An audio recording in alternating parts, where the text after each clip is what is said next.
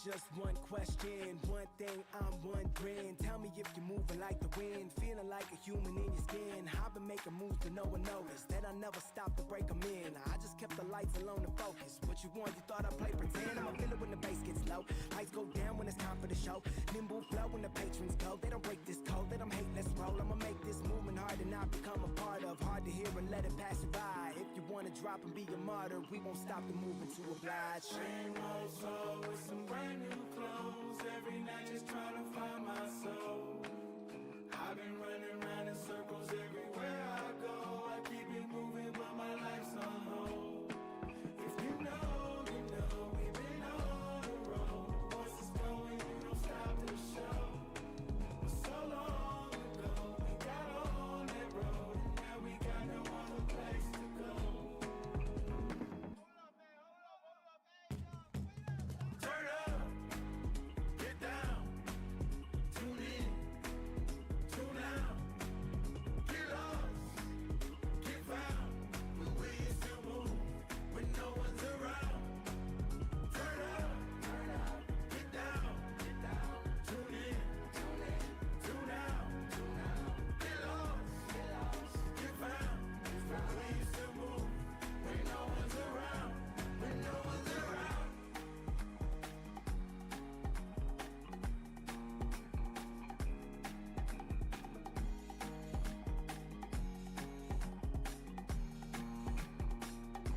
When no one's around. Now we got no other place to go. When no one's around. Now we got no other place to go.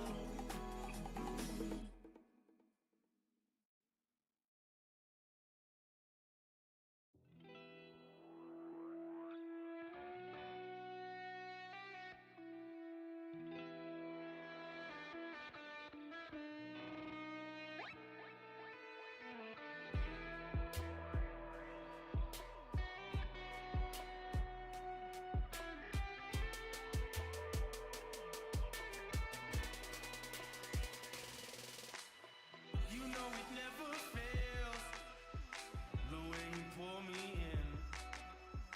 You got me under your spell, and it's an uphill battle that nobody wins. Can't call it love when all we do is destroy. It's like I want you in my future. In the past I wasn't too sure, but I know it's you I've got to avoid.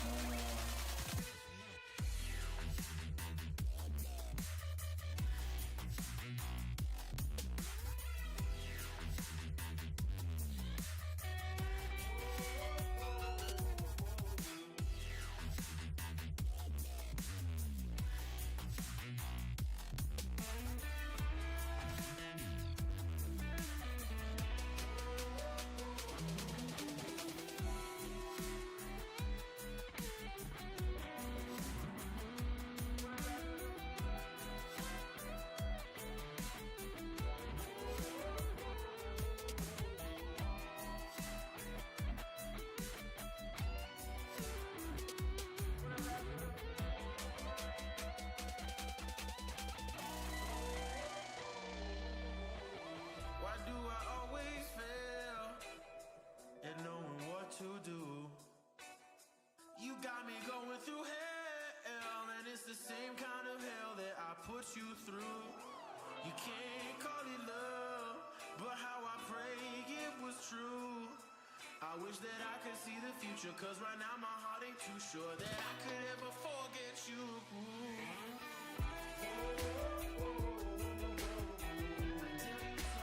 It's hard to know.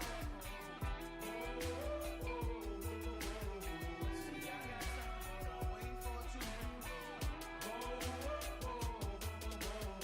I see the light, go cast in the shadow on me. But I'd rather be free, so I gotta let you go.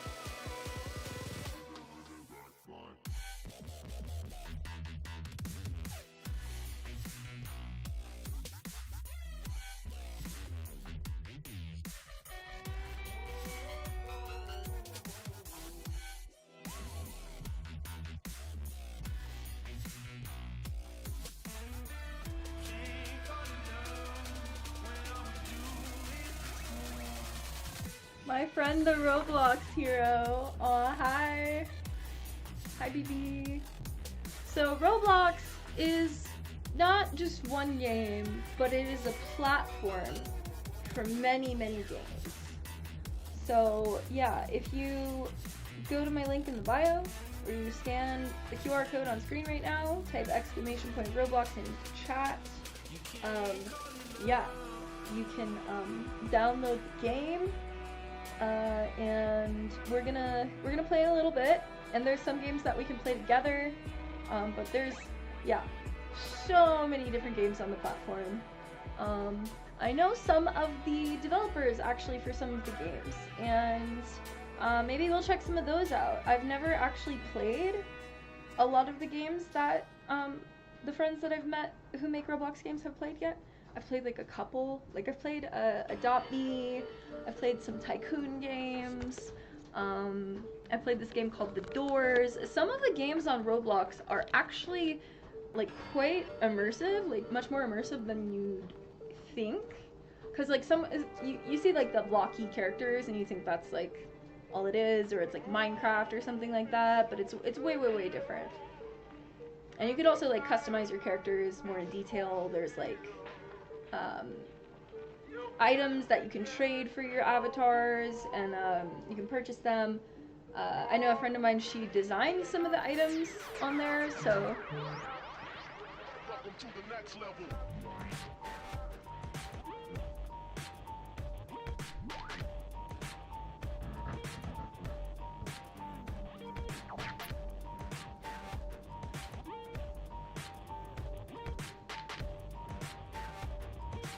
What makes the motherfucker so damn fresh?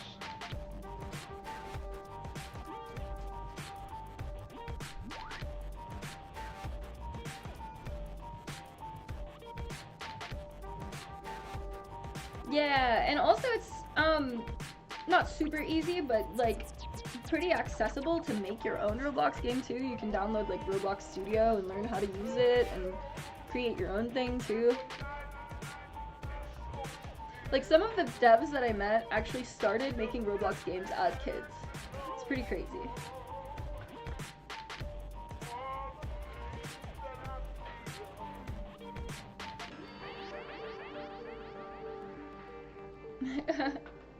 That's funny.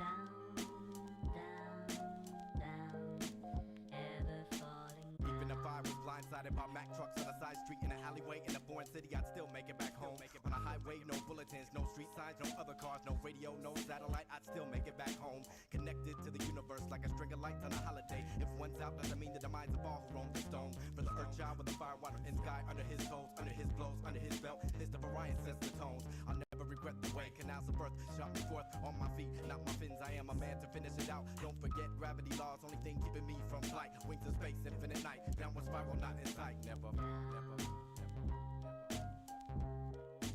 Never falling down, never falling down. Wait, there's no father, it's her and her offspring. Nobody's offering help, skin ain't softening, axe chopped to the ankles. Her baby's coughing, maybe the check will come today, the weight's exhausting. She's a pillar, so she can't be tilted. Give her sons the feeling as though they got $1 million to blow. Need no stilts to reach the stars. Teach the kids to reach with their heads and they each will be yours. I give a piece of me for her to have a peace of mind. Or a piece of your chicken cause it's ramen all the time. She's thin and getting scared but she never lets on. Many men will not fall cause they mama's head strong, strong, strong, strong. Never falling down, never falling down. Pick your feet on up, why don't you get on up? Lift your spirits up, damn I know this shit is tough. I flunked in high school, my pops he left me young. I often lost my cool days, I fear my mama's gun. I lost my only son when my girl she almost died. A bad abortion, haunted by a baby's eyes. And every reason lies, cause you know the truth inside. You're feeling like a coward, like the wrong person died. But still you gotta ride, let the years pass on by. Never really knowing why, no questions why I'm always high. Damn. Never falling down.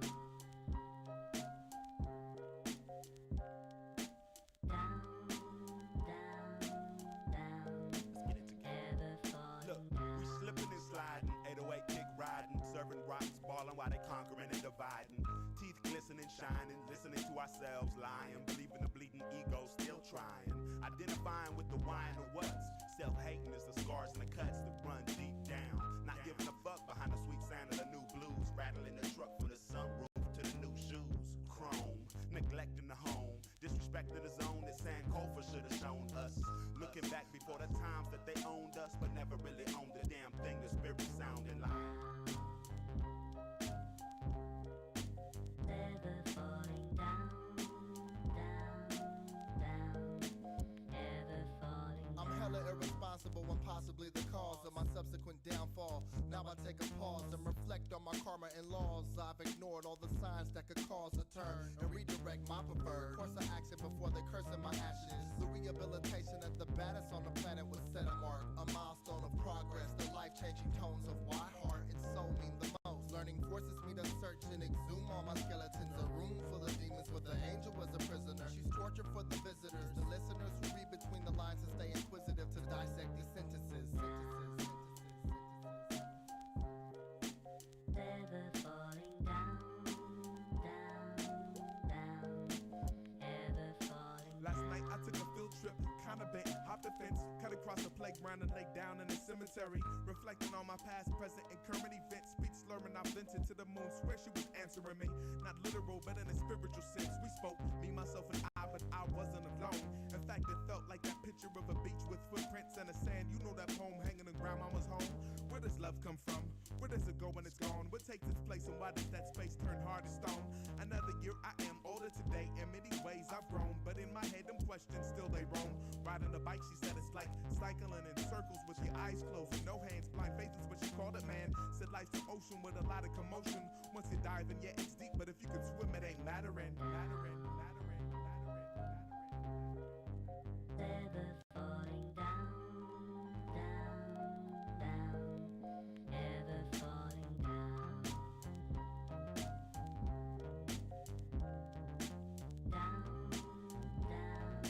Down, ever falling down.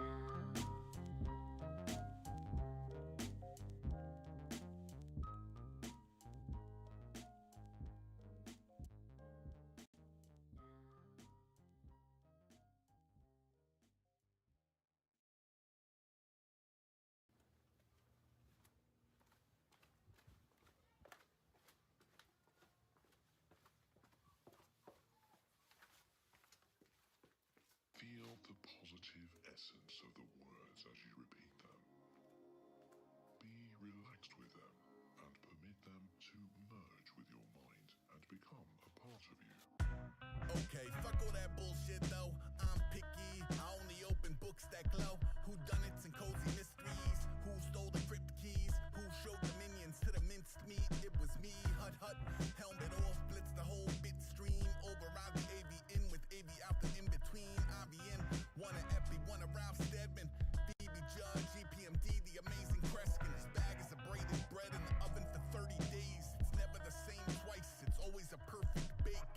It's purple pearls when you're looking for just the facts. You wanna know where I've been? Some other where nothing's mapped. Lost at the wall bounds. Faded facing 30,000 square feet of long aisle. Long aisle. Strong man roll up in a Pontiac siege tower.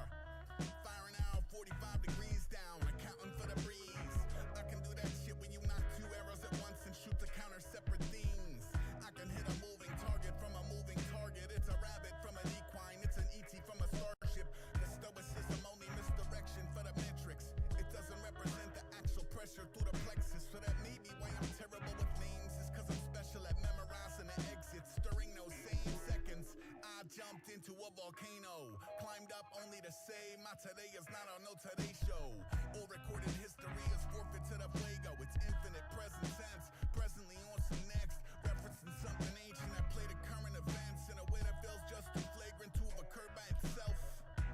I know that sounds absurd as all hell. I don't even know what I'm saying for certain. Surely it's help. Help? You have to decide to overcome your fear and ask for help. Help! No one will know you need it unless you ask. Same that time.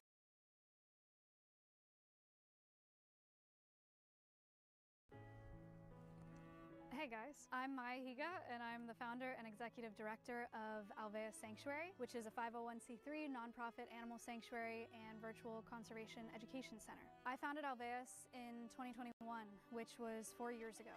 And 4 years ago, I had no idea that Alveus would become what it has. But we've rescued amazing animals and we've given them the best lives possible. We've grown this amazing team of staff here, and we have built the best community on the entire internet ever.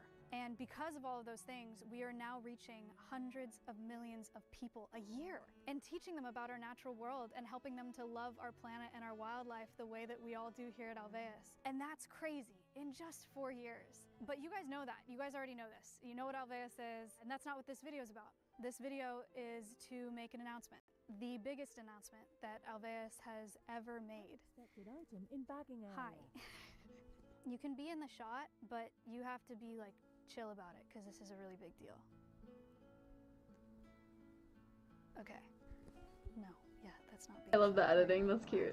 Stompy's been here since the beginning. He's allowed to be in the video. This video is to make an announcement. And the announcement is that we are taking the Alveus approach to the wild.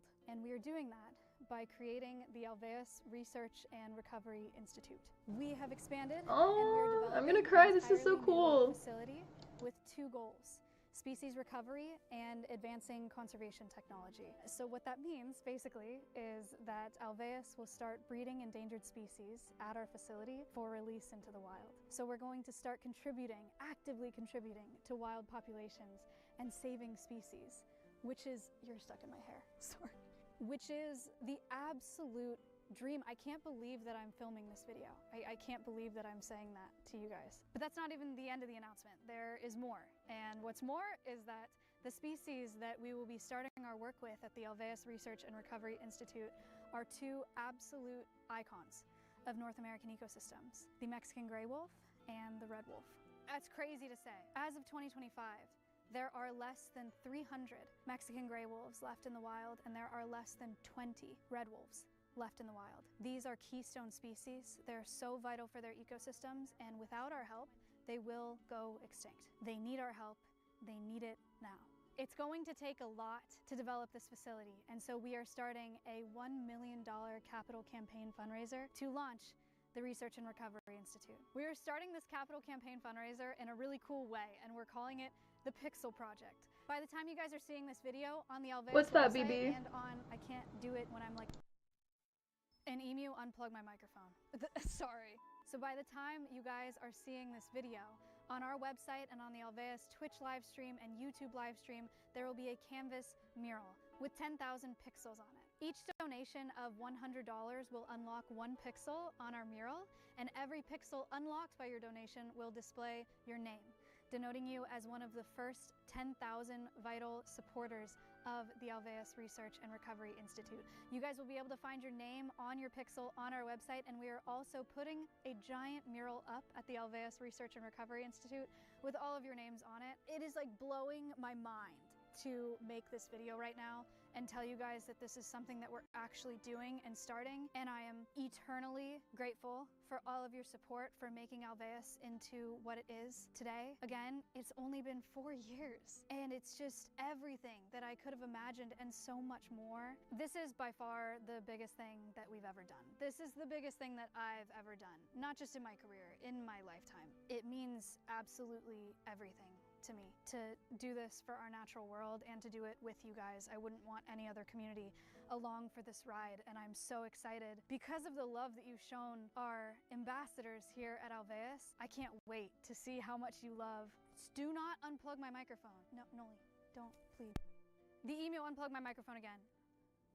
I am so grateful to all of you for building Alveus into what it is and for giving us the opportunity to do so much for our natural world. It really, really needs it right now. You guys have grown to love our animals at Alveus so much, like Stompy, and I can't wait to see how much you love the animals that we're able to bring back to the wild where they belong. Thank you so much for your support of Alveus and of me over the past 4 years, and thank you for all of your support going forward. Let's go save some wolves. Bye, guys. Did you say bye? Aww. Bye. He said literally bye. He's walking away. Thank you, guys. Goodbye.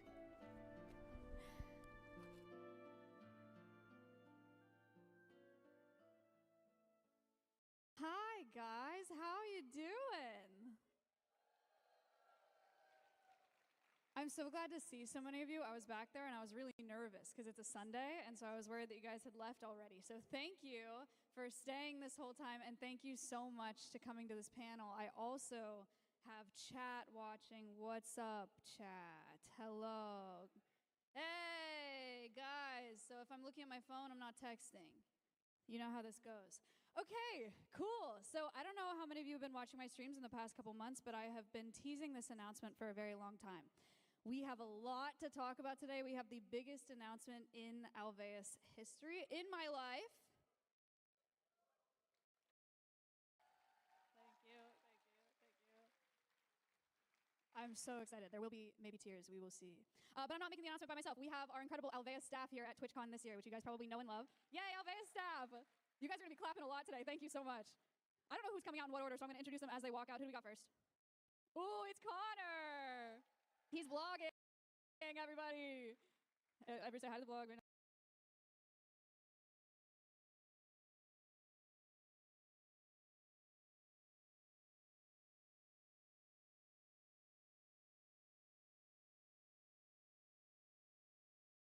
Hey, it's Faye. Every year, millions of people spend money on Halloween costumes. The circulation. Okay, everyone.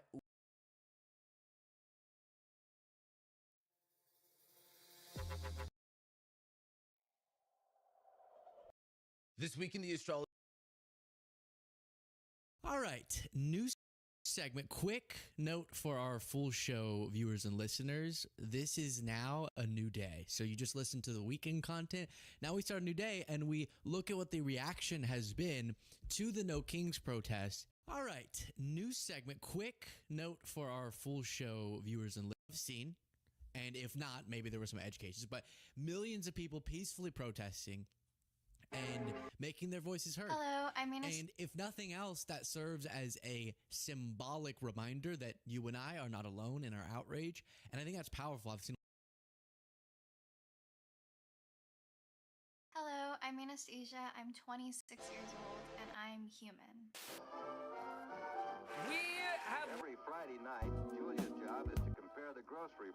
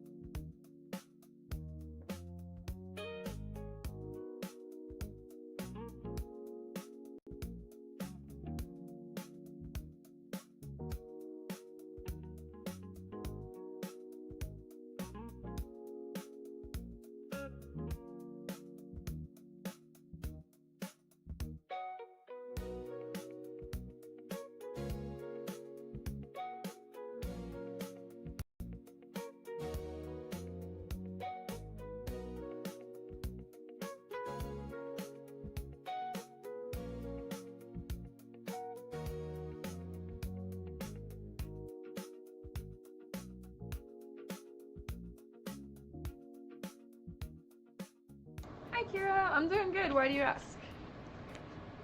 How are you doing?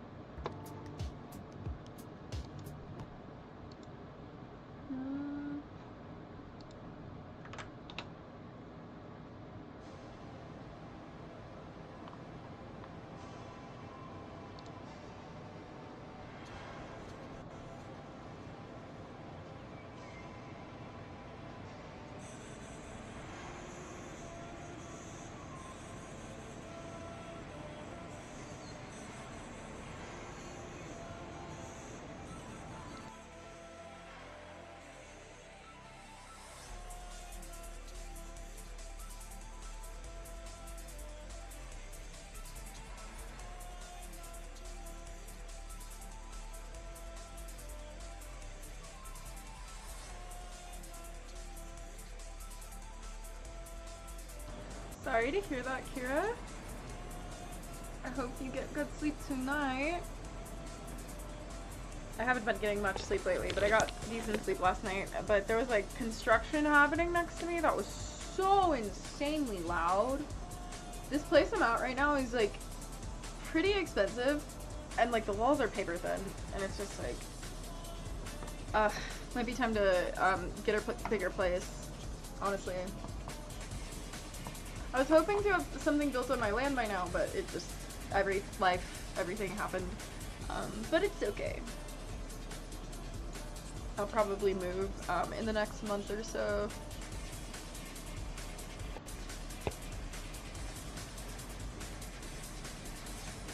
It's a fine day, people open windows.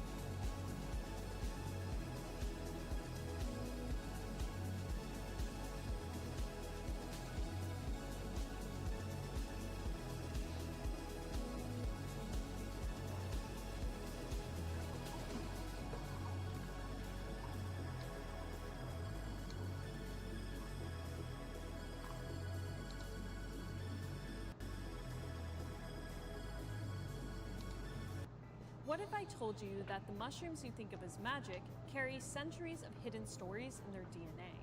Beneath that familiar cap lies a world shaped by genetics, chemistry, and decades of experimentation, both underground and in laboratories. In this video, we're diving into the most talked about strains of psilocybe cubensis, from the classic golden teacher and B+, to the famously potent penis envy, to ask a simple but important question: does strain really matter? We'll examine what gives these mushrooms their unique characteristics, appearance, potency, and cultivation quirks, and explore why certain strains have earned almost mythic reputations in both underground circles and emerging therapeutic settings.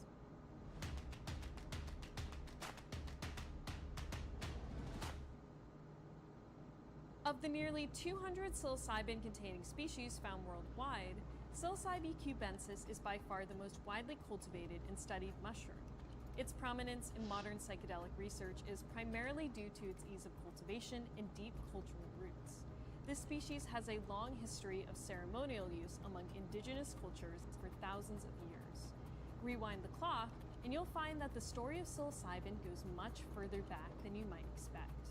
Research suggests that mushrooms have been producing psychedelic compounds for over 66 million years, well before the existence of modern humans.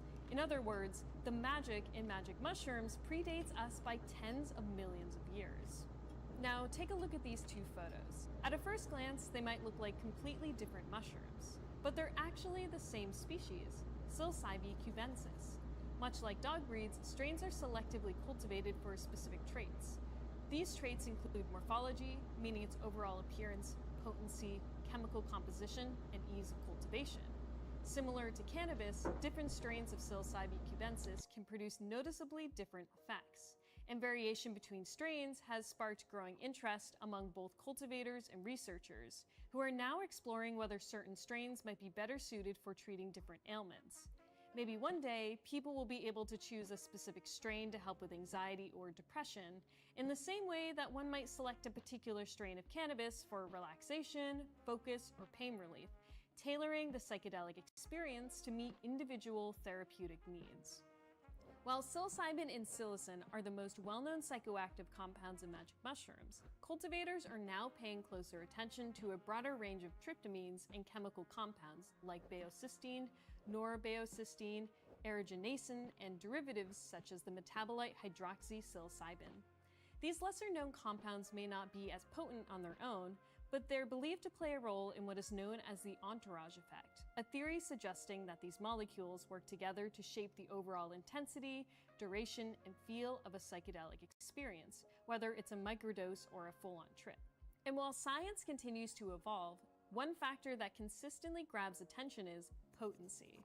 So before we dive into specific strains, let's take a closer look at why potency is so important. Potency isn't determined by strain alone, though it certainly helps. It can vary significantly, not just between mushrooms from the same batch, but even between the cap and stem of a single mushroom, each potentially containing different concentrations of psilocybin and related alkaloids. This makes consistent, precise dosing inherently difficult if you're working with the whole mushroom. What's more, cultivation conditions matter. Factors like substrate composition, nutrient availability, temperature, humidity, and light exposure can all influence not just yield, but the chemical profile of the mushroom.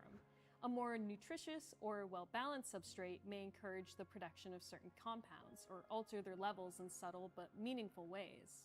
Without standardized growing methods or reliable dosing guidelines, navigating potency can feel a bit like psychedelic roulette, where two mushrooms that look identical might produce very different effects. This push for higher potency goes beyond psilocybe cubensis. Cultivators and biotech innovators are exploring naturally stronger species like Panaeolus cyanescens, aka blue meanies, and experimenting with gene editing techniques to possibly increase psilocybin content in mushrooms, though more research is needed to validate these methods. Another key motivation behind growing high-potency mushrooms is yield efficiency. The stronger the mushroom, the less material needed to achieve the desired effect, ultimately reducing costs and streamlining cultivation processes. As psychedelic-assisted therapy and related treatments become more prominent, the demand for high-quality, chemically consistent mushroom strains. I just saw on Twitter that Maya raised all of the funds. That's so crazy. Selection is quite nuanced and themselves a deeper understanding of fungal biology. Maybe in another video we can discuss this in more detail, so comment below if you want more video content on this topic. But in this video, I'm going to break it down at its most basic level. A legal grower begins by selecting a mushroom they want to work with. For example, golden teacher. They collect spores from that mushroom and transfer them to a petri dish. Each spore germinates into a thread of monokaryotic mycelium, or monokaryon, which contains only half the genetic information needed to produce a fruiting body. By carefully pairing two compatible monokaryons, each from a different parent spore, the cultivator creates a dikaryotic mycelium, or dikaryon, which contains the full genetic blueprint needed to produce mushrooms. That dikaryon is then grown out, allowed to fruit, and evaluated. If the resulting mushrooms show promising traits, such as improved potency, yield, or resistance to contamination, the grower may continue refining through further selection and recombination. This process can be repeated across multiple generations until the desired characteristics are consistent. This simplified overview only scratches the surface, but it highlights just how technical and precise strain development can be. Many of the well-known strains we recognize today originated from either pre-existing strains or wild specimens that were carefully isolated, studied, and selectively bred. As I mentioned earlier, Psilocybe cubensis is the primary species most cultivators work with, but even within cubensis, there are hundreds, maybe even thousands of different strains that exist. Every time you start a new grow from spores, you're playing a genetic lottery because there are millions of possibilities in just one spore syringe. Take Golden Teacher, for example, an easy-to-grow classic known for its golden cap and introspective effects. B+ is another beginner-friendly strain prized for its adaptability and forgiving nature. Penis envy, on the other hand, is famously known for its unusually high potency and thick phallic shape. Tidal Wave combines the potency of penis envy with the hardiness of B+, creating a powerful hybrid. And outside the cubensis category entirely, Natal Super Strength, a separate species from South Africa, is gaining traction for its strong visuals, smoother body experience, and reportedly friendlier effects. Of course, the effects of any strain can be highly subjective, as individual brain chemistry, mindset, and setting all play a role in shaping the experience. That said, these examples show just how varied the world of psilocybin mushrooms can be, even within a single species and genus. So does strain really matter? Well, it depends on what you're looking for. Strain influences appearance, potency, chemical profile, cultivation ease, and ultimately shapes the user's experience. However, this variation is most significant for those seeking a particular effect. For casual users, differences might be less noticeable. But for researchers, cultivators, and patients pursuing precise benefits, strain selection becomes crucial. As psilocybin moves towards wider therapeutic applications and standardized production, understanding these distinctions will only grow in importance. Just as a reminder, we do not advocate breaking the law by cultivating or using any of these mushrooms if they are illegal in your jurisdiction. But we do believe in open I've bought access stuff to from information North and Board hope you found before. this video valuable. That's cool. Thanks for watching, and I hope to see you again soon.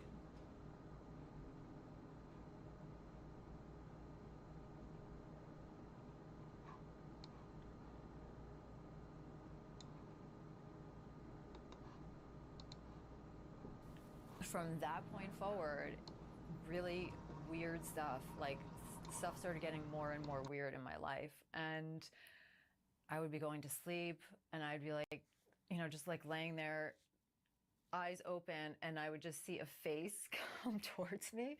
And I'm like, oh, okay, there's a face, like I can see a person's face, I can see their eyes. And then I would, like 5 minutes, and I'm like, this is scary, okay, go. And it would just go away. All right, Lindsay. Yeah. Lindsay, you are a death doula, you call yourself? I'm a death doula, yes. Explain what a death doula is, please. A death doula is someone that supports the dying and their families through the most significant transition of their life.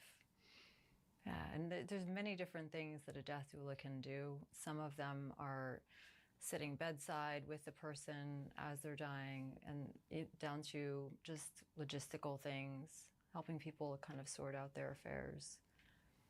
How did you first get into this? Oh man. I feel like it's a calling. I feel like it's something that just, you know, you're just moved to kind of move into death work. And I started off with volunteering in hospice. I was going to a spiritualist church and they were offering a intro to hospice, and I was like, yeah, I really want to do that. I don't know. It's like kind of, you know, like a morbid thing, I guess, being around death and dying. And it used to really scare me. But then once I started working as a medium, I feel like it was kind of like a natural progression into death work. Is being a medium and being a death doula connected? They must be. They're not connected. I don't like utilize mediumship when I'm working as a death doula, I would say, but I think that being a medium helped me to get over my fears of death and dying. Yeah. And I mean, I was around it constantly. I mean, I was speaking to people who were deceased already. So I'm like, well, they're all right. You know, they're doing pretty well on the other side. So I guess it can't be that bad. Yeah. What kind of people will contact you about doing this?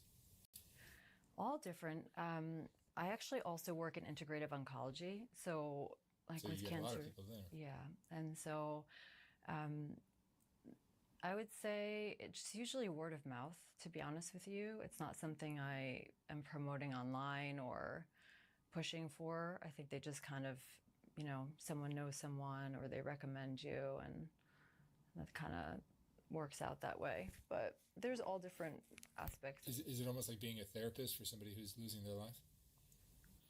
Sort of. I mean, I'm not really a therapist, but what I do essentially is just sit with people and, you know, hear their stories and Like kind of like what you do. I'm not a therapist either. Yeah. I just, you know, I guess hold space. And holding space used to really like give me the ick. Like whenever people said it, like hold space, I didn't really understand what it meant.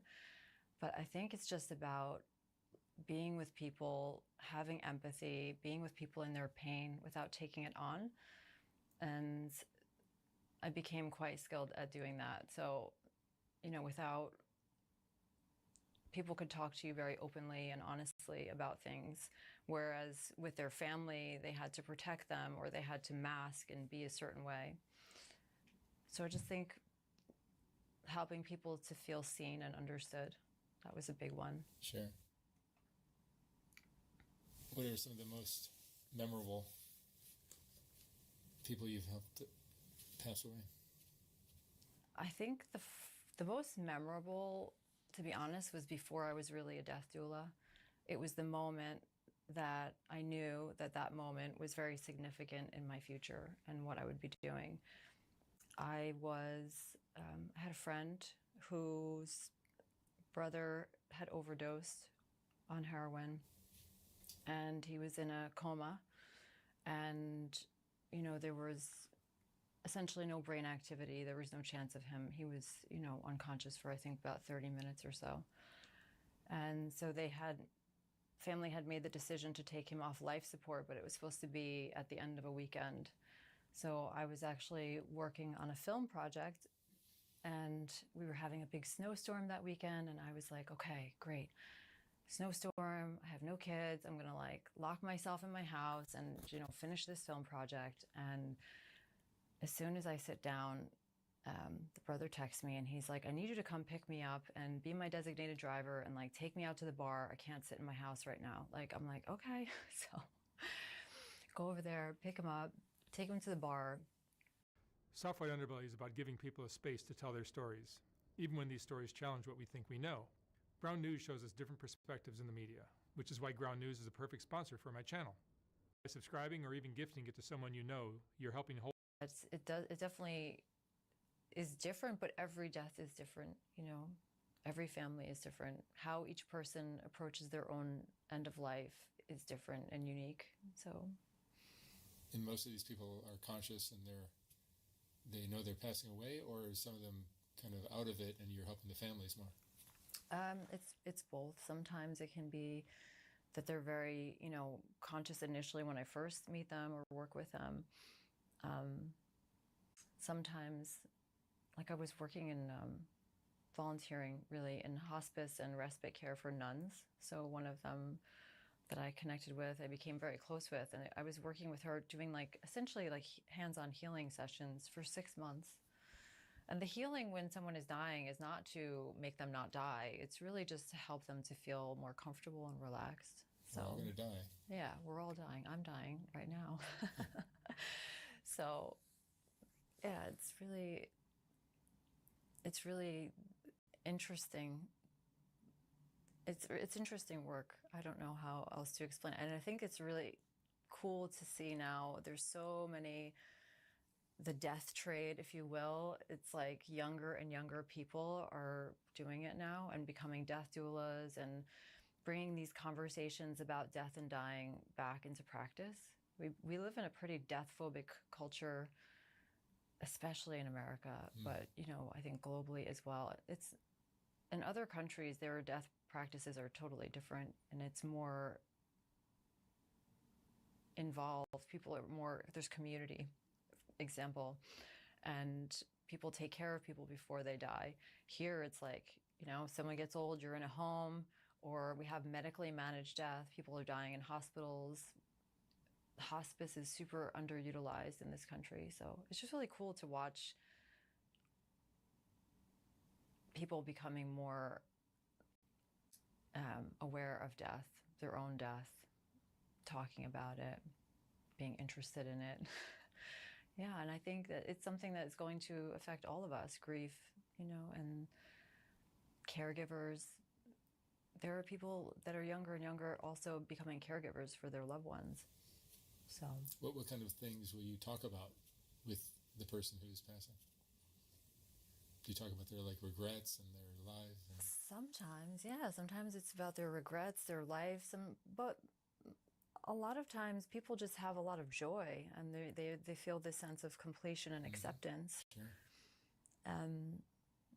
If they lived a full life. A full life, yeah. And I think that's like a really special place to be. So if they want to talk to me about chess, then they can talk about that. Maybe they want to talk about boats. Sometimes you're reading a book to them. It could be so many different things. So it's just really, people fascinate me. And I think in their dying, it's like some of the most special conversations that you can have with people. Do they talk about their regrets specifically? Sometimes. I mean, I would say if they do, like, they'll talk about things with me that they won't speak about in front of their family. Secrets. Things that, if they do talk about like regrets, it's more just to be like, make sure you do this, make sure, you know, kind of give advice. So, which is really cool. And a lot of people will ask what my feelings are, what my beliefs are, and I feel in that space, it's my role to really just kind of reflect it back to them. Like, what do you think is, what do you think about that? How do you feel about that? So it's really cool though. Cool conversation. Have your views on death changed since you started doing this? Completely. Yeah. I definitely was very afraid of death, and I felt like, you know, like most people, it's like all about the extension of life, no matter what. And now, I mean, every day I'm like, take me, Lord, like, please get me off this planet. I'm ready. But I know that I have work to do. But yeah, I feel I'm not afraid of it anymore. I mean, I would not like to die really horribly. You know, I think that some deaths are probably a bit unpleasant, I imagine, or painful. You know, I don't know anyone that's like, yeah, I really want to have a painful death or fall off a cliff, or I don't know, you know, but I think it's definitely changed my perspective. And also the other thing that's really changed my perspective is as a hypnotherapist, I also work as a hypnotherapist, and I do past life regressions, and a huge part of that is taking people into past lives and like going through their death in those lifetimes. And so that kind of, it just having done it myself on the receiving end and going through so many of my own deaths, I realized where so many of my fears came from. I'm like, oh, okay, I'm not going to die in a plane crash this time. Like, I can relax every time I fly. Yeah, things like that. And tell me about your work as a medium. Yes. How did you realize that you had this talent? Oh, wow. So as a child, I think I was definitely a weirdo. My mom used to tell me that I was really quiet and would just kind of like look at people. She's like, when you were a baby, you would just stare at people and like you were like reading them. I remember as a really young child, probably, a toddler, seeing things that weren't there, that other people couldn't see. I would just say to my mom, like, who's that woman over there? And she would just get scared. She's like, don't say that. I had a lot of things like that happen where I felt like I kind of questioned, am I crazy? Like, or, I couldn't understand why I could see things, but they couldn't see them. So I think naturally children are quite open in that way, clairvoyant, or can see and feel things. If you notice babies kind of like looking around at things. And so, yeah, just feeling a little bit different as a child. And then when I got to my teenage years, it was quite difficult. I had a lot of anxiety. I think it came through anxious feelings and depression, and not understanding that I was feeling and sensing things in the environment that maybe other people were not as sensitive to. So yeah, I shut it down for a bit and had to completely like block it out. I also had a grandmother that was constantly telling me that mediums were the devil. So there was that sort of reckoning that was going on internally. I was like, oh, maybe there is something wrong. But I was always really naturally drawn to watching mediums. I don't know if you remember Sylvia Brown. It was like Montel had her. I was so fascinated by her. I was like, what? What is that? A medium? I had no idea. So it took a really long time, actually. I would, see things or feel things, and I worked as a bartender for 18 years as well. And I would just know things about people, or, they would sit down, and as they were talking to me, it was like this other conversation was going on internally, and I would just know so many things about them. And then I'd just be like, oh, like this? And they're just like, yeah, how did you know that? Or I would just get images and pictures and feelings. And so essentially I was reading everyone that sat at the bar. I didn't recognize what I was doing though. And then maybe 2013, I had my sister's boyfriend was killed really tragically. And she booked a thing to go to a medium. And the day of, she didn't have a ride, whatever it was. I ended up driving her there and going to this thing. And it was like a 15-year-old girl in Lyndhurst, New Jersey. And I was just like, I'm going to sit in the car. All of these really pivotal moments in my life, I just want to stay in my fucking car. And so my sister's like, come in. So Who is the 15-year-old girl? The medium was a 15-year-old girl. Yeah. That's what I thought you said. Yeah. So we went after school, her parents are there. I'm like, hi. I go into this back room.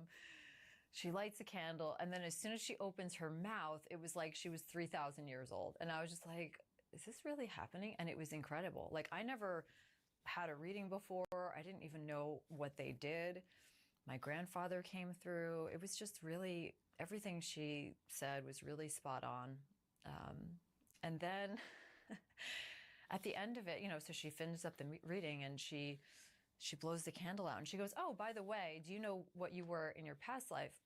And my sister kind of looks at me like, what? And I'm like, no. I didn't even really believe in past lives at that point. I was like, no. She's like, oh, you're a witch in Salem. And so was I. And I was like, oh, okay. And she's like, no, it's a good thing. She's like, you're a medium. She's like, but you're just at the start of your spiritual awakening in this life. And I'm like, there's like a part of me in my ego, and I'm like, what does she mean I'm at the start? Like I've been doing all this work and, Tibetan Buddhism for 15 years, and I'm at the fucking start of it. But I was just like, oh, okay. Had no idea what to do with that information. And I kind of rejected it. I was just like, this is so weird, And then from that point forward, really weird stuff. Like stuff started getting more and more weird in my life. And I would be going to sleep and I'd be like, just like laying there, eyes open, and I would just see a face come towards me. And I'm like, oh, okay, there's a face. Like I can see a person's face, I can see their eyes. And then I would like 5 minutes, and I'm like, this is scary. Okay, go. And it would just go away. And so I went through a period where I was really like questioning my sanity. I'm like, am I losing my mind?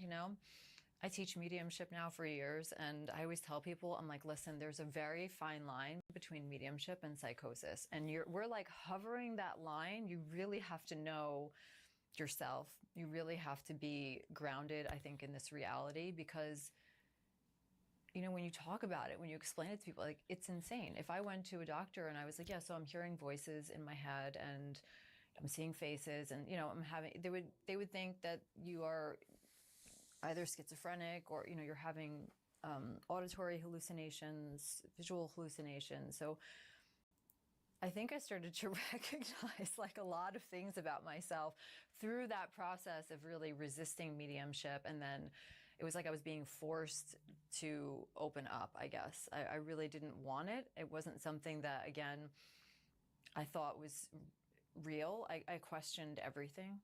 I definitely came from looking at things as like in a scientific way. I don't know. That was my brain. I was always overanalyzing things. And when you're working as a medium, you are getting info on, like you're seeing things that they don't see, or tell me what you're doing. Yeah. So it's kind of like how we have our physical senses, seeing, hearing, feeling, touch, smells, everything. You also have psychic senses. So they call them the clairs. So clairvoyance, clairaudience, claircognizance, clairsentience, feeling. So in the beginning, I really didn't think I was a medium because I felt like I couldn't see spirit like I used to as a kid. And then what started happening was, I think everything just sort of came in at once. It started to open up together. So initially I felt like I would just feel things or just know things about people. And then through those years, when things started to really open up, I started to hear things. I would hear voices and primarily when mediums are talking about seeing spirit or describing someone, they're seeing it in their mind's eye. So it's kind of like, if I tell you to imagine your kitchen, what does your kitchen look like? And of course, you can probably close your eyes or keep your eyes open and imagine what your kitchen looks like. Like, yeah, the color of the floor, the walls. It's the same way with mediumship. It's very much subjective most of the time, primarily. So when I'm seeing things, it's very subtle. It's not like as vivid as most people imagine it would be. The way that mediums describe things and talk about them, it sounds like, oh my gosh, they're describing this person perfectly. But it's quite subtle. It's actually pretty frustrating. I remember in the start of my journey, I was like, okay, like just show yourself to me. Like I want to just see you. It make things so much easier again. And my guides were like, absolutely not. It's going to freak you out. So slowly, I think that objective clairvoyance or the objective seeing where I actually see them like I used to see them, that does happen. It's very rare though. The same with the objective, hearing, like it actually sounds like there's a voice in the room, versus the subjective clairaudience is when it's like a voice inside of your own head. I don't know if this is making any sense, but it makes sense to me. Are you always able to read things as a medium? Or are there some people that are just too difficult to get through to? Has ever like not worked? I mean, there's always spirit around. Like, it's just that I've learned I'm like walking around closed, all the time, unless I'm actually doing a reading. And I think that was like the key for me to understanding my own, what was going on. And once I learned how to open up and how to link with spirit, it was so much easier. Life became so much better because I was able to actually like intentionally close down and not be constantly, reading everyone, reading the person at the coffee shop, reading this, it was just like, I could just shut that off. As a child, it must have been tough. Yeah, it really was. I had a insane childhood, to put it mildly. Tell me about your childhood. It's got to be interesting, given that your career is now. It was colorful. What it is. It was chaos. It was feral. Both my parents are heroin addicts, and I was, born into that situation. My mom got off of heroin. She had a really fucked up life, my mother. And so I think with me, having me, she was forced to give up her firstborn for adoption, my brother, when she was 16. And I think that really destroyed her. And as a result of that, she started using heroin at 16. And then she met my father, who was also an addict. It was kind of like the perfect storm. So then they get married, and she just really wanted, I think she probably craved normalcy. She wanted family. She wanted her own, family unit. And I come busting into the scene. And my mom was so overprotective with me. Like, I've heard that she wouldn't let people touch me. I had like 100 blankets wrapped around me. Like, she was like insanely overprotective. And I think we had a pretty good bond from what I understand. Like, my mom is a really nurturing person. I think we're pretty tight. My mom, as overprotective as she was, I know she was doing the best that she could. And then my dad's addiction kind of got worse. He was doing heroin, smoking crack. I mean, he would go on these benders for like weeks at a time.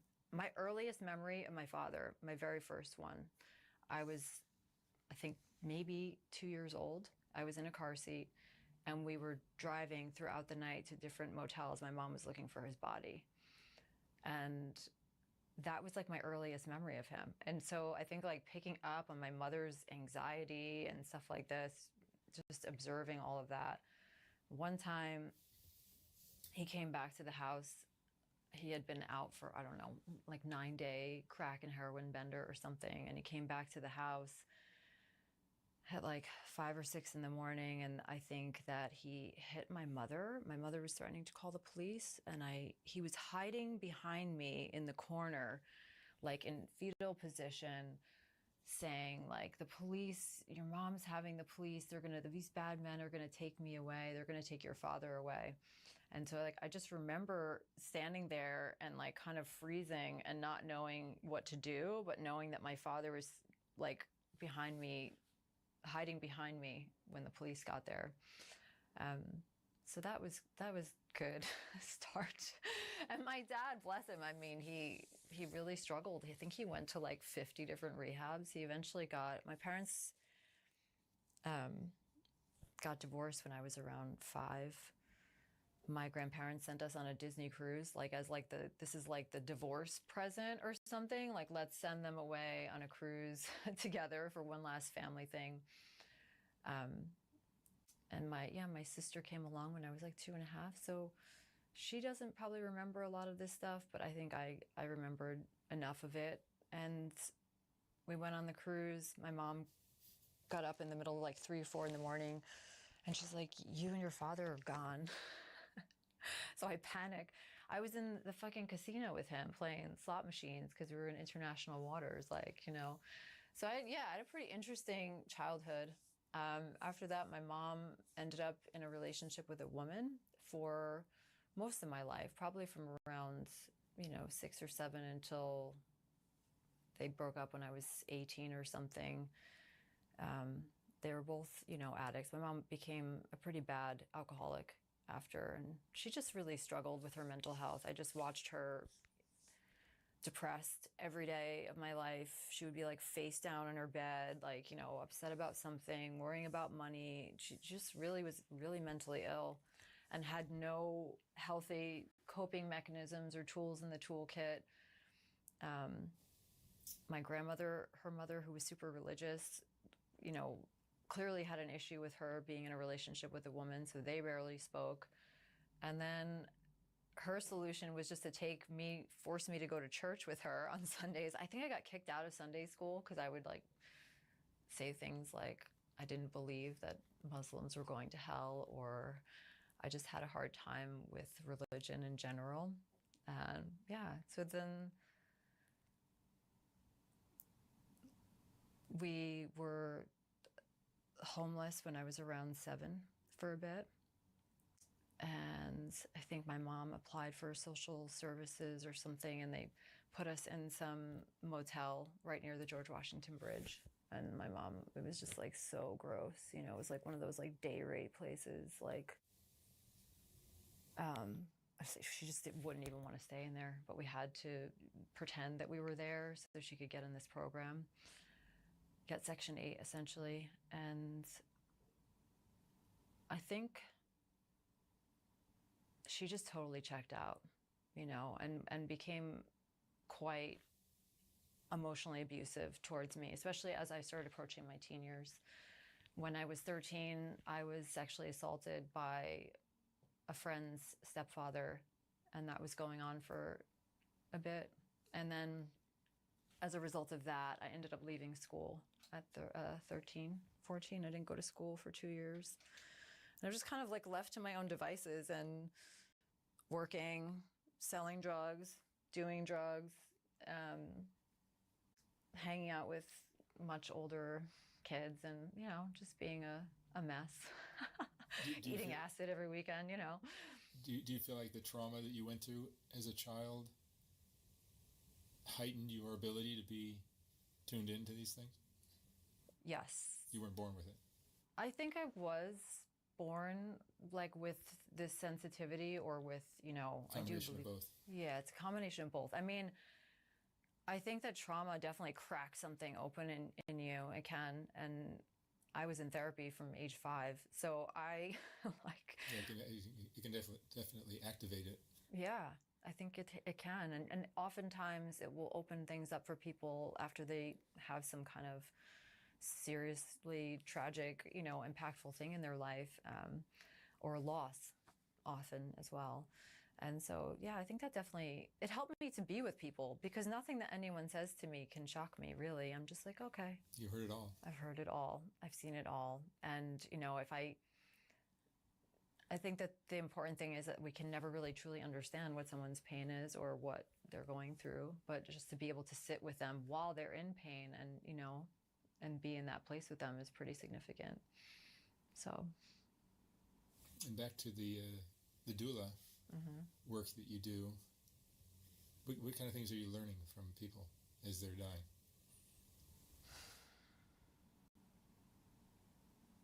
So many things that I learn from people. It's about, yeah, it's like their perspective, their mindset, where their head is at. Not just with the, you know, even when working with cancer patients as well, because I mean, I think that's for many people the first time they're really like looking at their own life, facing mortality, like what does it mean to them?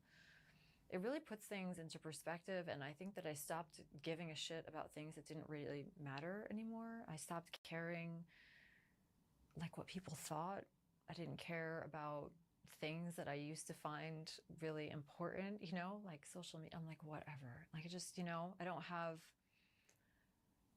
I feel like it, in some ways, it kind of, I don't want to say aged me, but it's wisdom, really. It's their wisdom. And it's kind of like, you just get these like essential oil, you know, nuggets in there. And you're just like, wow. So I just feel really blessed to be able to be in that space. Yeah, just spending time with people that have seen that much. Yeah. Yeah. It wisens you. For sure. Yeah.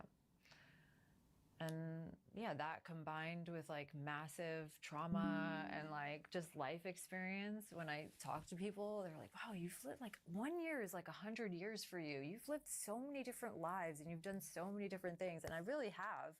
And it's pretty cool. I feel like I've been in some pretty cool places and done some amazing things. But I think that all of my experiences, all of the pain, all of, you know, everything in my childhood, which, by the way, I just want to put this out there. Like, my parents are still alive and I love them very much. I have like a pretty great relationship considering that they're still addicts, and I just started to love them as people. So all of those things and not having an expectation like, oh yeah, they're my parents, so they have to be this, like, they have to give me what I need. Like, no, we're all just fucking winging it. I have 3 kids, you know what I mean? Like, I don't know what the fuck I'm doing. Every day I'm like,